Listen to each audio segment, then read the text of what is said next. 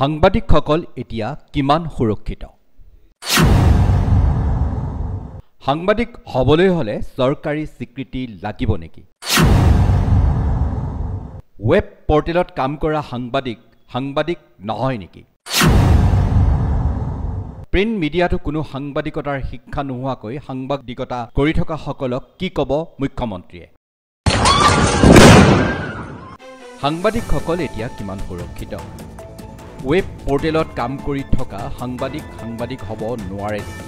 এজন সাংবাদিকে গুৱাহাটী বিশ্ববিদ্যালয়ৰ অধীনত সাংবাদিকতাৰ শিক্ষা সমাপ্ত কৰি যেতিয়া সাংবাদিকতাৰ বাবে নিজৰ কৰ্মজীৱন আৰম্ভ কৰে সেইজনক সাংবাদিক বুলি ক'ব নোৱাৰে নেকি? অথবা সাংবাদিকতাৰ পৰা ৰুদ্ধ কৰি দিব নেকি? প্ৰিণ্ট মিডিয়াৰ এনে বহু সাংবাদিক আছে যি সাংবাদিকতাৰ কোনো শিক্ষা গ্ৰহণ নকৰাকৈ সাংবাদিকতা কৰি আছে। তেনেক্ষেত্ৰত মুখ্যমন্ত্ৰীয়ে কেনেকৈ ক'লে যে প্ৰিণ্ট মিডিয়াৰ যিসকল সাংবাদিক আছে তেওঁলোকহে সাংবাদিক? এতিয়া আহিছোঁ আন এটা কথালৈ। সাংবাদিক হ'লে সাংবাদিকজনে মাটি সম্পত্তি কৰিব নোৱাৰে নেকি? অথবা অট্টালিকা গাড়ী ক্ৰয় কৰিব নোৱাৰে নেকি? ব্যৱসায় কৰা এজন লোকে সাংবাদিক হ'ব নোৱাৰে নেকি?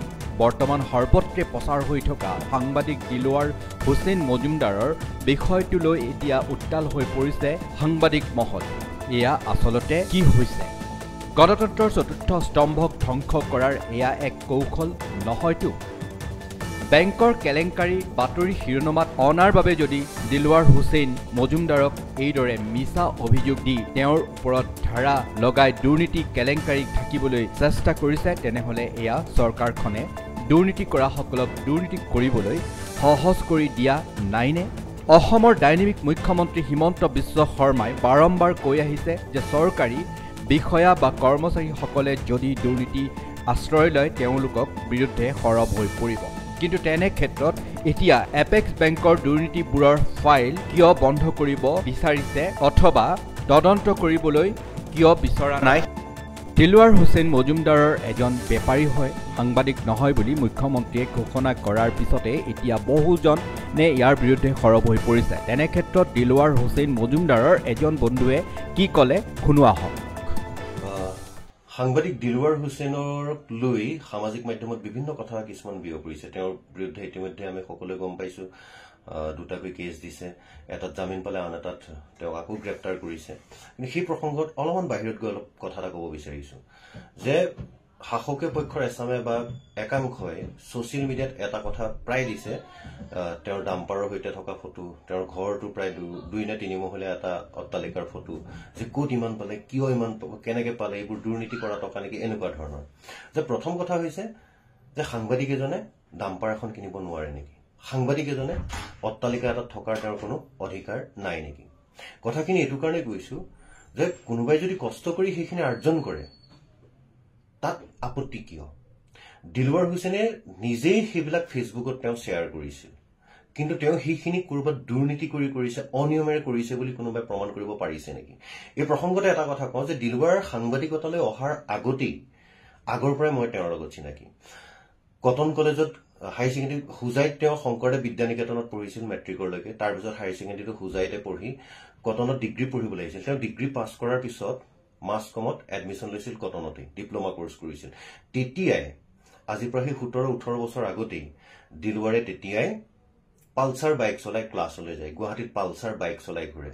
আমি যেতিয়া খোজকাঢ়ি ফুৰো, চিটি বাছত ঘূৰি ফুৰো, দিলৱাৰে তেতিয়া বাইক লৈ ঘূৰি ফুৰে। মই তাক এদিন সুধিছিলো যে তই ইমান বাইক চাইক লৈ ঘূৰি ফুৰ, তোৰতো একো চাকৰি বাকৰি হোৱা নাই কেনেকে? সি মোক কয় যে দাদা মোৰ মায়ে বিজনেছ কৰে, দেউতাই কৰি থৈ যোৱাখিনি আছে, আৰু দাদাহঁতো কৰে, মোৰ ককাই ভাই আমি কেইবাজনো, গতিকে দাদাহঁতো গোটেইখিনি ব্যৱসায় কৰে। আমাৰ এতিয়াও এখন নে দুখন নে 3খন কৈছিলে পাহৰিলো, ট্ৰাক ডাম্পাৰ তেতিয়াই আছে। এই গোটেইখিনি তেওঁলোকৰ পৰিয়ালৰ প্ৰপাৰ্টি, সেইটো দিলৱাৰ হুছেইন মজুমদাৰৰ নহয়। তেতিয়াই, আজিৰ পৰা মই কৈছো যে 17-18 বছৰ আগৰ কথা।